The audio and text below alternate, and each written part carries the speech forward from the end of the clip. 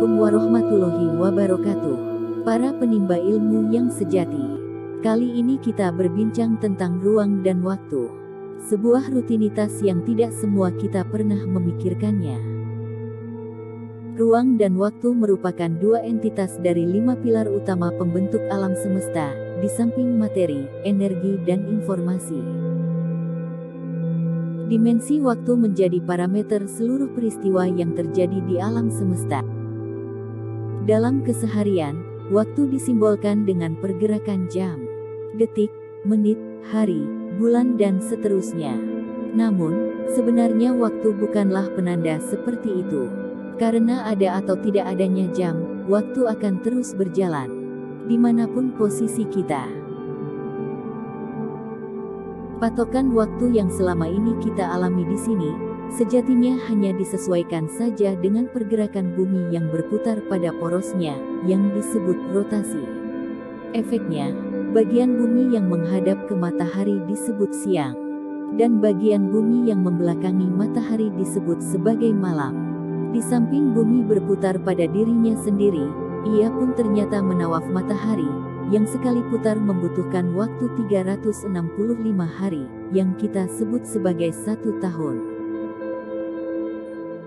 Ukuran waktu di bumi ini bukan merupakan patokan yang bersifat global. Karena di beberapa tempat, di sudut penjuru alam memiliki waktu berbeda dengan waktu yang terjadi di bumi. Jika kita berada di planet Merkurius, 1 tahun di sana hanyalah 88 hari. Kenapa? Karena sekali Merkurius berputar mengelilingi matahari, ia hanya perlu waktu 88 hari saja. Di planet Venus justru lebih unik lagi. 1 hari di sana, malah lebih lama daripada 1 tahunnya. Di planet berkabut itu, 1 tahun cuma 225 hari. Lebih singkat waktunya ketimbang ukuran harinya sendiri yang berjumlah 243 hari. Maka sistem pembagian waktu yang biasa kita alami di bumi, tidak bisa dijadikan patokan bagi waktu secara universal dalam skala alam semesta yang begitu dahsyat. Seluruh isi jagat raya diliputi oleh sang waktu. Dan dampaknya seluruh isi alam ini bakal mengalami proses penurunan fungsi, baik kronologis, biologis, ataupun fisiologis yang kita kenal dengan istilah menua, lantas, mati. Tidak hanya berlaku bagi manusia, tapi hewan, tumbuhan, bahkan benda mati seperti bebatuan, air, tanah, udara hingga bintang kemintang nun jauh di sana pun, mengalami hal yang sama, seiring berjalannya waktu, bakal melewati fase tumbuh, dewasa, menua lalu mati. Waktu terus bergerak ke masa depan, menghancurkan segala yang dilaluinya. Tak ada yang mampu menghentikan lajunya. Tidak ada pula yang bisa kembali ke masa lalu seperti film-film fiksi, Star Trek, Doraemon, atau The Time Tunnel. Semuanya terikat dalam bingkai waktu, dan dipaksa menaiki kereta waktu yang akan membawanya ke ujung akhir dari kehidupannya.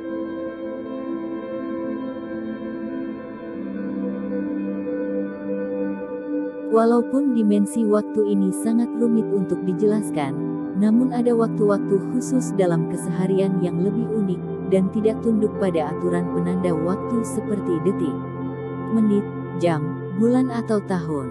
Waktu semacam ini adalah keadaan jiwa, rasa dan kesadaran seseorang. Semua orang berpotensi mengalami waktu seperti ini. Tapi jika ada orang yang merasakan, umumnya mereka akan tertipu. Waktu sekejap kadang terasa lama, dan waktu yang lama justru terasa sebentar. Pengertian waktu semacam ini tidak sejalan dengan apa yang digaungkan oleh kaum Einsteinian lewat teori relativitasnya.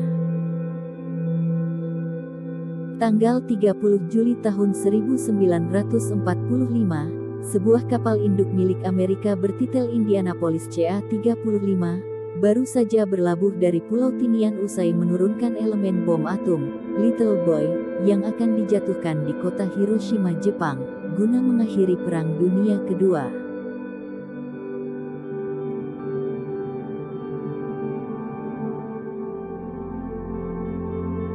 Saat memasuki zona Teluk Leyte di perairan Filipina, 2 torpedo balistik yang diluncurkan dari kapal selam Jepang meluluh lantakan kapal induk tersebut. Indianapolis pun terbelah 2. Kebocoran lambung kapal memaksa sang penjelajah tenggelam beserta 1.196 orang krunya. Mencampakkan para serdadu ke mulut-mulut hiu Pasifik yang ganas, dan terombang-ambing selama 5 hari di samudera yang membara. Tercatat hanya 316 orang yang selamat, dan diseret ke pengadilan tinggi militer, karena dianggap sebagai veteran yang lalai, melakukan perintah zigzag saat menghindari torpedo Jepang.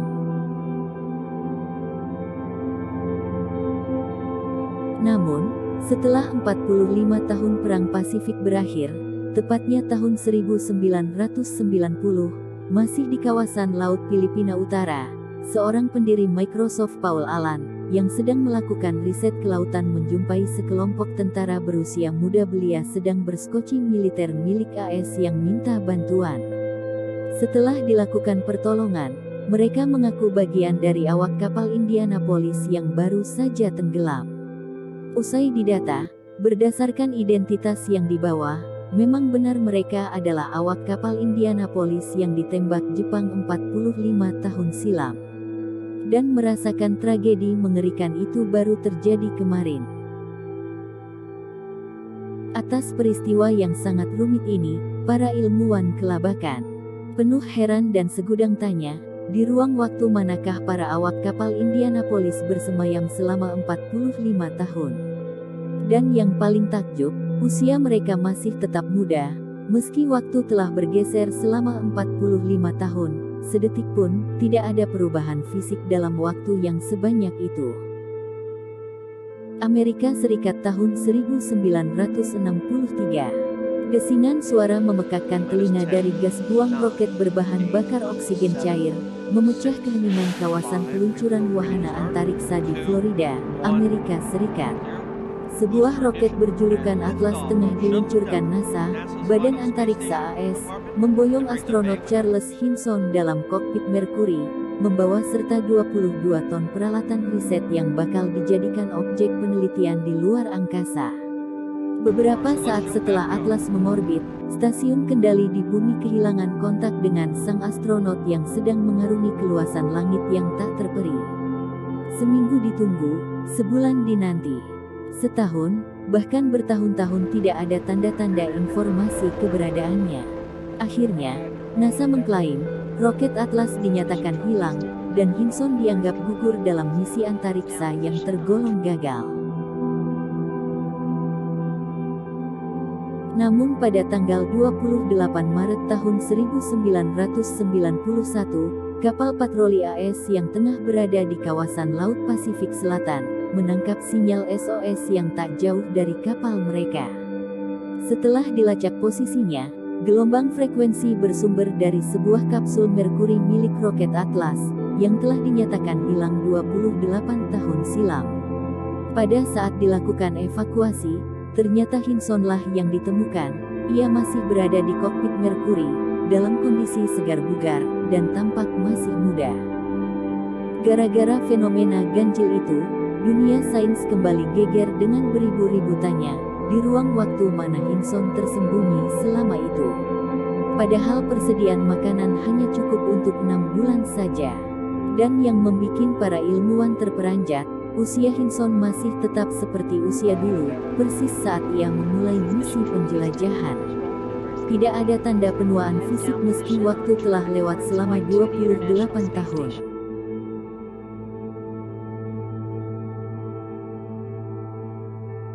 Piramida Khufu tiruan dari fiberglass berbentuk mungil, bikinan Edmund Scientific ini aneh. Desain geometrisnya ditata sedemikian rupa hingga menyamai bentuk asli piramida Khufu, atau Cheops di Giza, Mesir. Dengan skala perbandingan tinggi 280 kubits, sisi dasar 440 dan panjang lereng 356 kubits. Ukuran 1 kubits yang dipakai Mesir kuno setara dengan 20,62 inci. Ternyata piramida imitasi yang dicipta Edmund mempertontonkan keajaiban ruang waktu yang terjadi di dalamnya, diantaranya mampu menghambat laju proses pembusukan buah-buahan. Hingga kini tak seorang ilmuwan pun yang berhasil mengungkap rahasia piramida tiruan tersebut secara empiris. Agaknya proporsi piramida tetap menyimpan kerahasiaan tabiat ruang dan waktu. Munculnya dimensi waktu yang tak lazim ini kembali diperbincangkan para ilmuwan, seperti halnya pembahasan yang sama tentang betapa rumitnya konsep teori relativitas Einstein. Pendekar segitiga Bermuda, Samuel Higgins mengklaim bahwa para awak kapal Indianapolis terperangkap masuk ke dalam lorong waktu. Semua yang terlibat di dalamnya akan lenyap secara misterius dari pandangan. Lantas muncul kembali dalam ruang waktu yang berbeda, tanpa dipengaruhi perubahan fisik. Charles Hinson hilang selama 28 tahun, bersemayam di keunikan waktu. Para awak kapal Indianapolis pun lenyap di kedalaman bingkai waktu yang sangat misterius.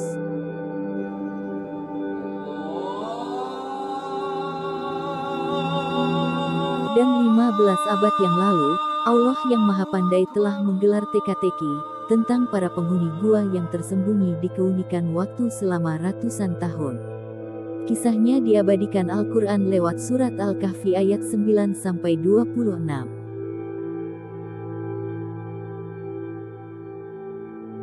Gua Kahfi adalah realitas ruang waktu sepanjang sejarah manusia.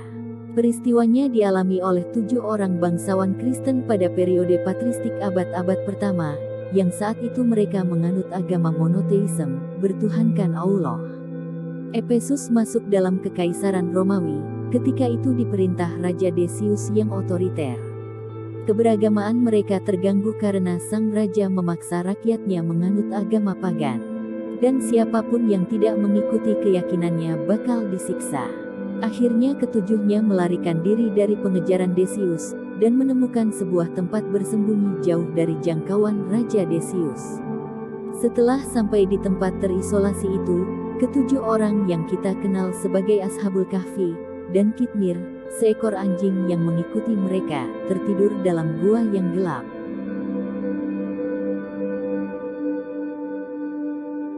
Waktu telah mengalir beratus-ratus tahun. Zaman telah berganti. Raja-raja Romawi pun silih berganti. Tongkat komando saat itu dipegang Raja Theodosius II, yang berkuasa antara 408 sampai 450 Masehi dan sedang giat membangun tembok di luar istana, guna menghalau serangan tentara Persia. Ketika pemborong bangunan bernama Adolius mencari bahan bangunan, tanpa sengaja batu penutup gua terbongkar. Dan salah satu penghuni gua, Jamblikus, keluar untuk membeli makanan. Namun ia ditangkap oleh petugas negara, gara-gara belanja menggunakan mata uang kuno yang sudah tidak berlaku sejak kekuasaan Decius berakhir. Kabar ditemukannya para penghuni gua direspon pihak istana, dan Raja Theodosius yang bijak langsung turun ke lokasi di mana ketujuh orang ditemukan. Namun sayang, ketika sang raja sampai ke pintu gua, ketujuh orang telah meninggal dunia dengan wajah bercahaya. Tatkala Rasulullah Shallallahu Alaihi Wasallam menyampaikan kisah tentang 7 orang yang terperangkap di dalam gua pada para sahabatnya, terdengar pula oleh umat Nasrani Najran. Sehubungan dengan angka 300 tahun, ditambah 9 tahun lagi. Yang 300 tahun kami paham Rasul. Tapi jika ada tambahan 9 tahun lagi, kami belum mengerti. Karena dalam kitab yang kami baca, tidak menemukan keterangan seperti itu. Kata umat Nasrani. Saat itu sang Nabi hanya menjawab, Allah yang lebih mengetahui. Rasulullah tidak menjelaskan, bukan berarti beliau tidak mengerti. Tapi guna mengimbangi ilmu pengetahuan yang dimiliki masyarakat saat itu yang masih rendah. Kini setelah kita tahu banyak tentang sunatullah, apa yang dimaksud oleh Rasulullah pada para sahabat beliau saat itu, sekaligus menjawab pertanyaan kaum Nasrani yang bertanya perihal lamanya mereka tinggal di dalam gua. Maksud dari 300 tahun ditambah 9 tahun, walabisu fi kahfihim salasa, Mi'ating sinina wasda'adu tis'a, sebenarnya mereka tinggal di dalam gua selama 300 tahun ditambah 9 tahun. Al-Kahfi ayat 25 sebenarnya menjelaskan tentang penyesuaian tahun matahari atau Masehi dengan tahun bulan atau Hijriyah. Astronomi Islam mengklaim bahwa tahun matahari atau Masehi adalah jangka waktu bumi mengorbit matahari, yang sekali putar jumlahnya 365,24 hari dalam kalender Masehi. Sedangkan tahun bulan atau Hijriyah, yaitu tahun yang didasarkan pada 12 kali lamanya bulan mengitari bumi, yang sekali putar berjumlah 354,37 hari dalam kalender Hijriyah. Penyimpangan 1 tahun matahari dengan 1 tahun bulan adalah selisih di antara keduanya, yaitu 365,24 hari, dikurangi 354,37 hari, sama dengan 10,87 hari. Sehingga perbedaan selama 300 tahun adalah 300 tahun dikali dengan jumlah selisih tahun matahari dan tahun bulan, 10,87 hari, diperoleh angka 3262 hari. Hasil selisih ini dibagi dengan jumlah hari dari tahun matahari adalah 3262 dibagi 365,24. Hasilnya 8,93 tahun. Namun jika hasil selisih tadi dibagi oleh jumlah hari dari tahun bulan adalah 3262 dibagi 354,37. Hasilnya 9,21 tahun. Di antara batas waktu 8,93 tahun dan 9,21 tahun ini, kita bulatkan menjadi 9 tahun. Akibatnya 300 tahun dalam hitungan Masehi, sama saja dengan 309 tahun dalam hitungan Hijriyah. Jadi bisa dikatakan bahwa, tiap 100 tahun dalam hitungan tahun Masehi, lamanya sama dengan 103 tahun dalam hitungan tahun Hijriyah. Artinya 300 tahun berdasarkan orbit bumi mengelilingi matahari itu, sama jumlahnya dengan 300 ditambah 9 tahun berdasarkan perhitungan 12 kali bulan mengelilingi bumi. Itulah lamanya ketujuh orang dan seekor anjing bernama Kitmir, yang terperangkap di dalam gua, yang kisahnya diabadikan Al-Quran via surat Al-Kahfi ayat 25. Bahwa perhitungan 300 tahun lamanya mereka tinggal di gua, adalah untuk hitungan Masehi, sistem penanggalan yang dipakai kaum Nasrani. Dan 309 tahun untuk hitungan Hijri, sistem penanggalan yang dipakai kaum Muslim, yang saat itu disampaikan Rasulullah Shallallahu Alaihi Wasallam pada para sahabatnya, dan terdengar oleh orang-orang Nasrani. Dimensi ruang dan waktu telah menggelitik jalan pikiran kita yang selalu menapak pada logika. Ketika bumi semakin menua seiring berjalannya waktu, ternyata di antara penghuninya ada yang masih tetap muda, walaupun waktu terus berjalan menggilasnya.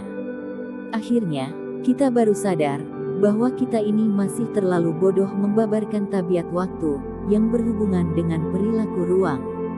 Apalagi tabiat ruang yang berhubungan dengan tingkah laku gerak.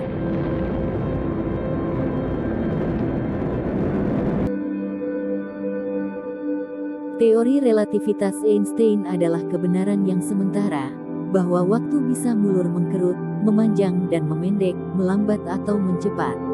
Namun Allah bisa saja mengubah perilaku ruang dan waktu menjadi sebuah anomali yang luar biasa. Segenap ruang, gerak, dan cahaya hanyalah milik Allah. Dialah sang arsitek agung, yang meniupkan getar kehidupan dalam tataan cipta yang aneka rupa. Dia Gusti yang Maha Bisa.